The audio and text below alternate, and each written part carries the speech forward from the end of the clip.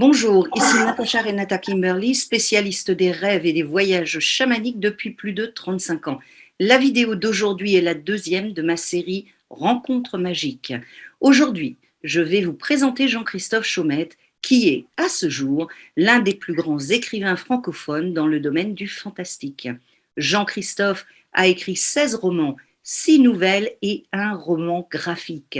Il a reçu 3 prix Masterton en 2001, 2002 et 2011, ainsi que le prix du meilleur roman fantastique de la décennie en 2009 par le jury du prix Masterton.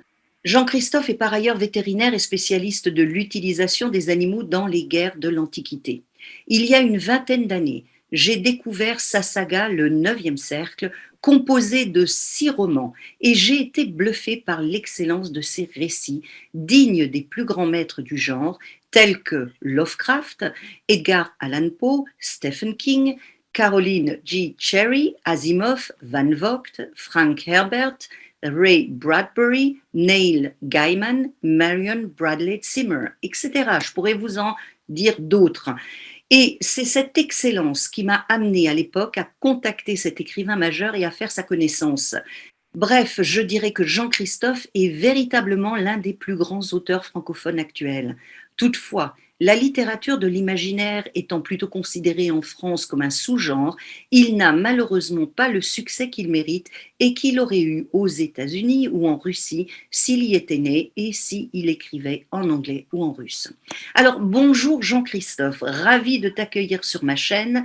Ce qui m'a frappé dans tous tes romans, c'est la justesse de tes récits. Peu importe que tes histoires soient classées dans le domaine de l'imaginaire, elles sont justes et décrivent la réalité telle que le conçoivent les populations chamaniques. Est-ce que je me trompe?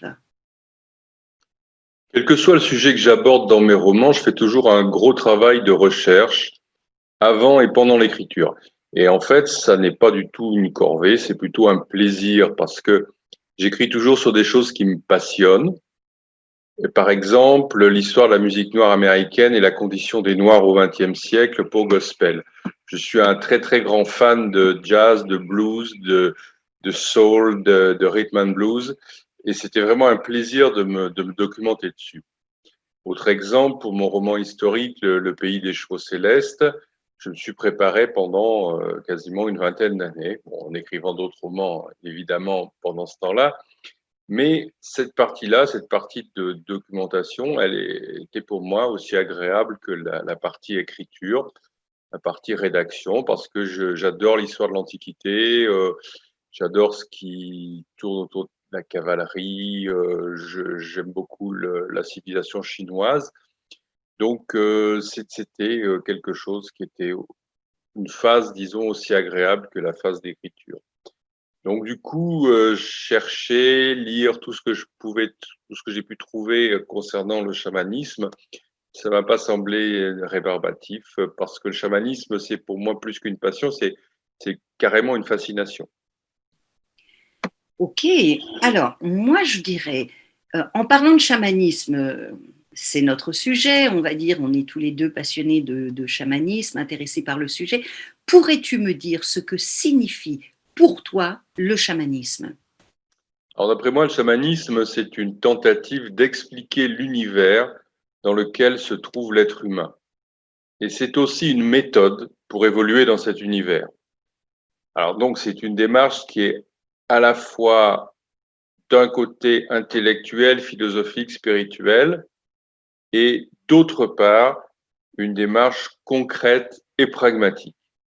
Et je dirais que chez les penseurs occidentaux, il y en a un qui a compris et intégré tout ce que représente le chamanisme, c'est Carl Gustav Jung. Il a eu cette vision de deux mondes, le conscient, qui est celui dans lequel nous évoluons normalement, et l'autre, l'inconscient, et notamment l'inconscient collectif, qui est en fait une sorte de monde peuplé d'esprits et de démons, un monde que le chaman doit trouver le moyen de visiter et d'explorer. Le chamanisme, c'est ça, c'est comprendre qu'il existe un monde ou des mondes parallèles à celui auquel nous sommes habitués et apprendre à y voyager et à y agir. En effet, je suis tout à fait d'accord avec toi. Alors, Comme tu es un écrivain, comme tu es un auteur, j'aimerais donner un avant-goût de tes récits à tous ceux qui regardent cette vidéo. Je vais donc lire quelques passages de tes récits. Est-ce que tu pourrais ensuite me les commenter? Oui, bien sûr. Ok. Donc, je vais commencer par 2 paragraphes tirés de ton roman, L'Aigle de sang, qui est une sorte de transposition dans un futur proche du mythe germano-scandinave de Ragnarök, plus connu sous le nom de Crépuscule des dieux. Donc, je vais commencer par l'expérience de Willi Herran après sa tentative de suicide. Voilà ce qui est écrit. C'était après qu'il eut réintégré son corps, après son retour à la vie, lorsque la corde à laquelle il était pendu s'était cassée, que le scénario avait en quelque sorte dérapé. La pensée d'avoir encore un rôle à tenir au cours de son existence terrestre avait contraint son esprit à revenir dans son être de chair, à l'instar des autres personnes ayant connu des NDE. Et ensuite, il était devenu différent. Mais ce changement n'avait rien à voir avec celui subi dans les expériences portées à sa connaissance. En franchissant les portes de la mort, Willi Herran n'avait pas été submergé par des flots d'amour, il n'avait pas acquis un goût prononcé pour la fraternité universelle. Sa transformation était d'un autre ordre. Et là maintenant, je vais vous citer l'expérience de Alison Reed, toujours dans le même livre, après avoir abandonné sa vie au FBI. Il est écrit: elle a retrouvé dans l'enseignement des Sioux et dans celui des Kazakhs la division que connaissaient les Scandinaves plus de 1000 ans auparavant. Midgard, monde du milieu dévolu aux humains. Asgard, monde d'en haut où règnent les dieux. Utgard, monde d'en bas appartenant aux esprits dévoreurs. Les chemins et les pièges des dimensions où l'entraîne le voyage chamanique n'ont plus de secret pour elle. Dans L'Aigle de sang, Willi Herran et Alison Reed n'expérimentent pas de la même façon leur entrée dans le monde chamanique, leur ouverture de conscience, je dirais. Ce que tu as écrit est totalement juste. Pourrais-tu m'en dire un peu plus?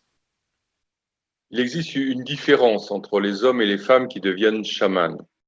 L'homme doit mourir à sa condition d'homme ordinaire. Au minimum, c'est une mort symbolique.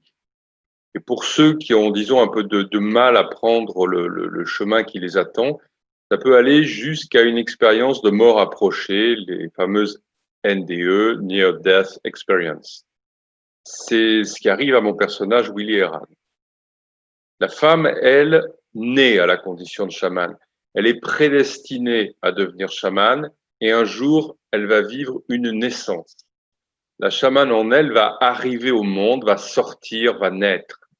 C'est ce qui se passe avec le personnage d'Alison Reed. C'est ça la différence. L'homme ordinaire meurt et laisse la place au chaman. La femme ordinaire accouche de la femme chamane. C'est tout à fait vrai, Jean-Christophe. Je vais maintenant citer pour continuer un extrait de ton roman historique Le pays des chevaux célestes. Le songe dans lequel tu t'apprêtes à entrer est d'une importance fondamentale. Tes incursions précédentes dans le monde autre, au cours desquelles tu n'as fait que me suivre, avaient pour seul but de te préparer à ce que tu es sur le point de connaître cette fois-ci. N'oublie pas, tu chemineras seul, car tout homme chemine seul dans sa vie. Or, le rêve que tu vas rêver est ta vie. Ta vie est ce rêve. On ne voit que l'extérieur des choses, la forme, la peau. Le monde autre représente l'intérieur. Les chamans possèdent le pouvoir de plonger dans les entrailles de l'existence au lieu de n'en contempler que la robe. Cette nuit, ce pouvoir te sera donné. Peux-tu m'en dire un peu plus sur ce monde autre des chamans, Jean-Christophe? Alors la conception chamanique de la réalité, c'est une conception de monde multiple, intriqué, des dimensions parallèles qui existent simultanément. Le monde autre, c'est l'ensemble des dimensions parallèles à celle à laquelle nous sommes accoutumés. On devrait plutôt dire les mondes autres. Le chaman, c'est celui qui sait voyager dans le ou dans les mondes autres. Dans mon roman, Le pays des chevaux célestes, j'utilise une image, celle de la sapèque. Alors, je vais vous montrer une sapèque. Une sapèque, c'est une pièce de monnaie chinoise, voilà, qui est percée d'un trou au centre. C'est un trou qu'on utilisait pour passer une ficelle et lier entre elles les sapèques pour faire des rouleaux de sapèques. Eh bien, c'est un peu l'image du monde autre. Sur une face de la pièce, voilà, il y a le monde ordinaire. Sur l'autre face de la pièce, il y a le monde autre. Et entre les deux, il y a un trou. Et c'est le passage qu'empruntent les chamans pour voyager d'un monde à l'autre. En effet, le voyage chamanique est vraiment central dans le travail du chaman. Et c'est pour ça que j'aimerais maintenant lire un extrait du scénario L'Arpenteur de monde. Evgénie soulève au-dessus de sa tête un masque fait d'une peau d'ours sur laquelle ont été cousues des franges de cuir formant un rideau. Il regarde le masque et le pose sur sa tête. La gueule ouverte de l'ours, découvrant les crocs, surmonte son crâne. Les pattes antérieures longent ses joues et tombent sur ses épaules. Le reste de la peau de l'ours recouvre sa nuque et son dos. Les franges dissimulent son visage. Evgénie tient un hochet dans sa main droite et un tambour de peau tendu sur un cercle de bois dans sa main gauche. Il se penche en avant et agite le hochet en décrivant un cercle de la main droite, tout en continuant à psalmodier son chant guttural. Le chant s'arrête. Evgénie lâche le hochet, lève le tambour au-dessus de sa tête et saute au milieu du cercle imaginaire qu'il vient de décrire. Dans ce court extrait, on voit Evgénie se préparer pour accéder au monde autre. Pourrais-tu m'en dire plus sur la façon chamanique d'accéder à cette multidimensionnalité dont nous avons parlé juste avant et que l'on retrouve régulièrement dans tes récits? Alors, le voyage vers le monde autre consiste pour le chaman à y projeter son esprit, à parvenir à ce qu'on appelle dans le langage scientifique un état de conscience modifié. Et dans mon roman, L'Aigle de sang, j'utilise une image pour expliquer ça, celle du poste de radio. En effet, en tournant la molette d'un poste de radio, on change de station et en quelque sorte, on change d'univers. Pour le commun des mortels, la radio, elle est toujours réglée sur la même fréquence, celle du monde ordinaire, le monde qu'on connaît tous. Le chaman, lui, il est capable de tourner la molette, de changer de fréquence, de faire basculer son esprit dans un monde autre. Et en gros, il y a 3 techniques pour ça. Il y a d'abord l'utilisation, et je précise bien ritualisée et encadrée, de certaines drogues hallucinogènes. Il y a le son du tambour chamanique. Et il y a une autre méthode que tout le monde connaît, qui est le rêve. Ce que tu dis est tout à fait juste. Et d'ailleurs, pour faire tourner la molette et changer de fréquence, comme tu dis, le chaman se sert de son point d'assemblage. À propos de cette capacité de rêver, je vais citer une courte phrase que j'ai relevée dans Le Peuple oublié, un des livres de la saga du IXe siècle. La valeur d'une existence ne se mesure pas à ce qu'on a eu la possibilité de vivre, mais à ce qu'on a été capable de rêver. Dans certaines langues, un seul mot désigne aussi bien le terme chaman que le mot rêver. Le voyage chamanique permet également quelque chose de très important sur un plan concret, qui est le recouvrement d'âme. Je vais citer à ce propos un extrait du Pays des chevaux célestes. Tu dois m'accompagner. Seul, je ne peux réussir.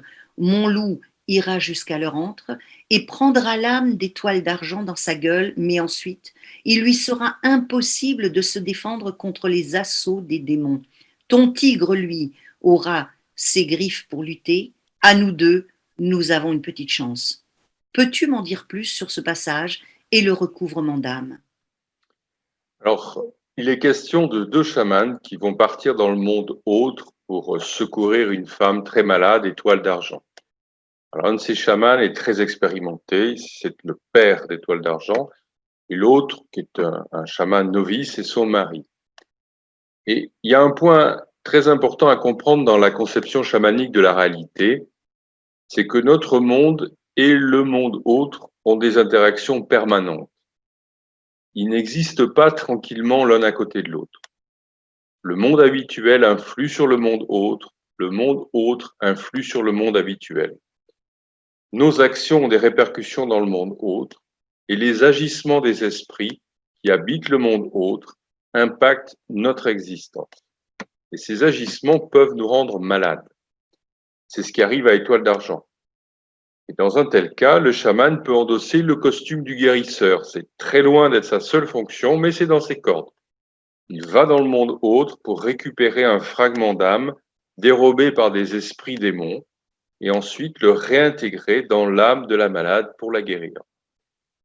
Et bon, tout ça peut paraître assez extraordinaire, assez difficile à comprendre, mais pour ceux qui ont un peu du mal avec cette idée d'un monde invisible qui interagit avec le nôtre, j'utilise toujours un exemple simple, celui des bactéries.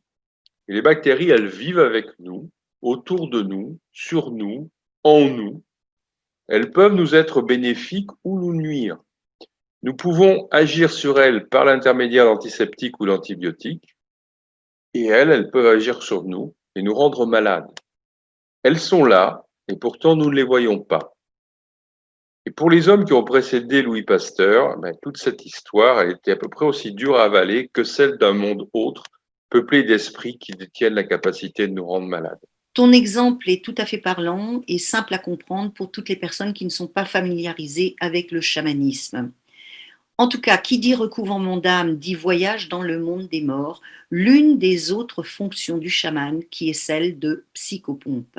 Je vais l'illustrer en citant un autre extrait du pays des chevaux célestes.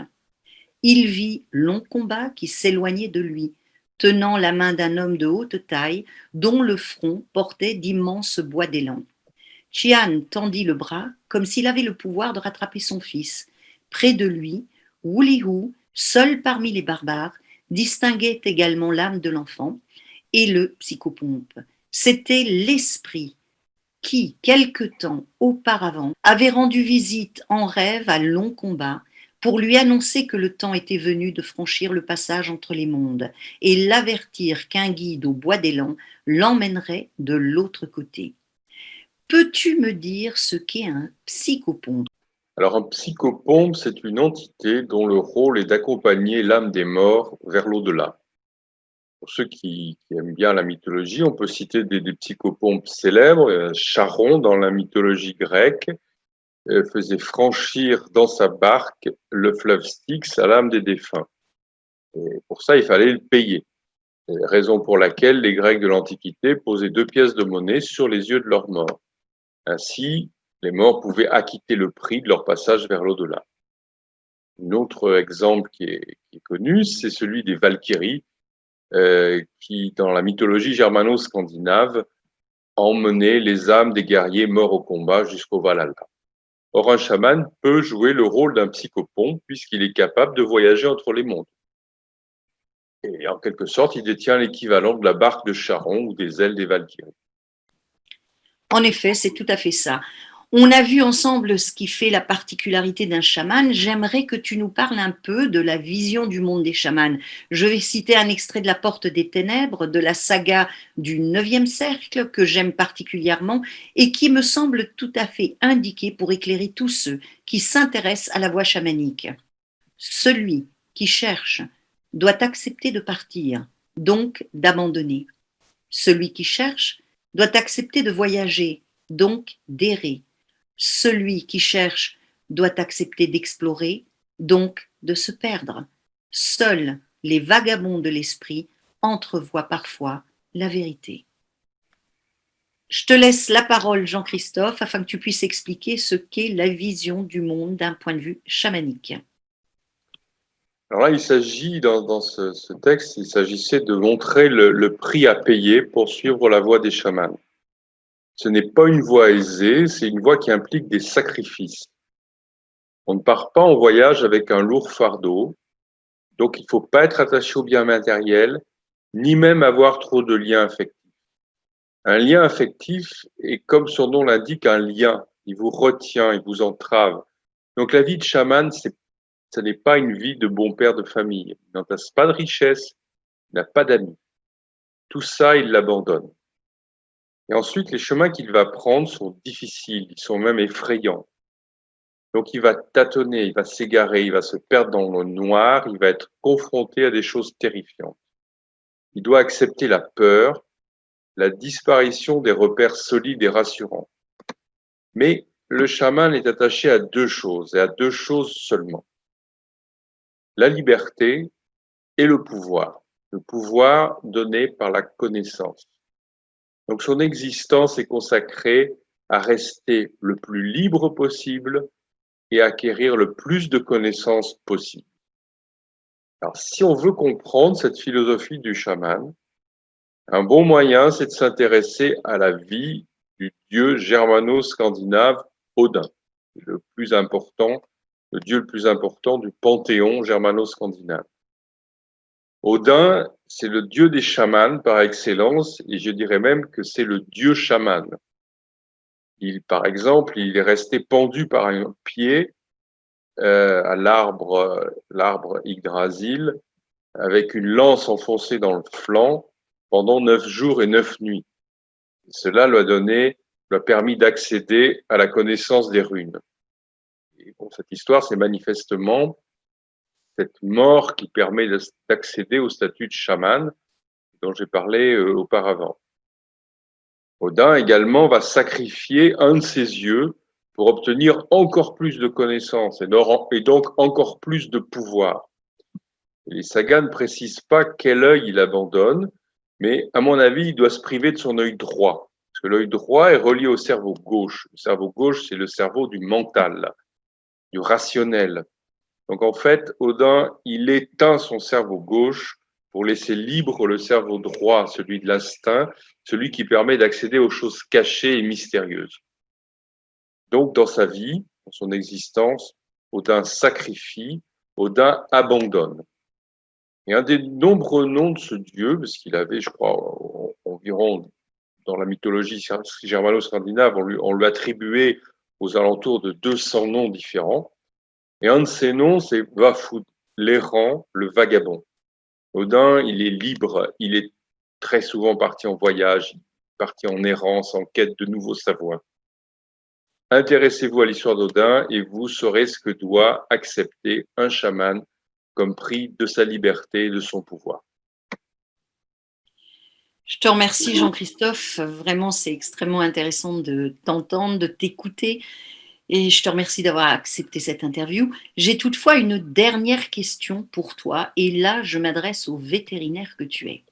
J'avais évoqué dans la vidéo consacrée à Isabelle N. Rousset l'annonce faite le 29 septembre 2020 par la ministre de la Transition écologique en France au sujet de la fin des cirques avec des animaux sauvages, de la fin des delphinariums et de la fin de l'exploitation des visons pour leur fourrure.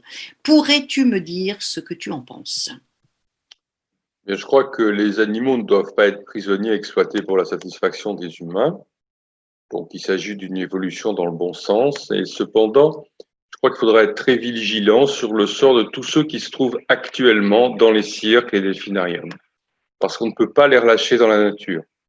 Donc, il faudra statuer sur leur sort et être attentif à ce qu'ils ne soient pas les victimes de cette transition nécessaire. Effectivement, c'est extrêmement important et je pense que c'est un point sur lequel tout le monde et j'espère que toutes les instances vont vraiment faire attention à ça et prendre en compte ces animaux pour qu'ils ne soient pas victimes. Alors, notre interview touche à sa fin. Vous trouverez sous la vidéo plusieurs liens. La page Facebook de Jean-Christophe, sa page Wikipédia pour avoir la liste de ses livres, ainsi que ceux des 2 maisons d'édition qui publient actuellement ces livres. J'espère que cette vidéo vous donnera envie de découvrir les récits de Jean-Christophe Chaumette et de vous plonger dans son univers des plus captivants et fascinants. Je suis sûre que lorsque vous aurez le nez dedans, vous serez accro. Comme moi je le suis de toute façon, je vous le dis tout de suite. Donc, si vous avez apprécié cette vidéo, n'hésitez pas à aimer ce contenu et à vous abonner à la chaîne et cliquez sur la cloche pour être prévenu de la sortie des prochaines vidéos. Rêvons et voyageons ensemble.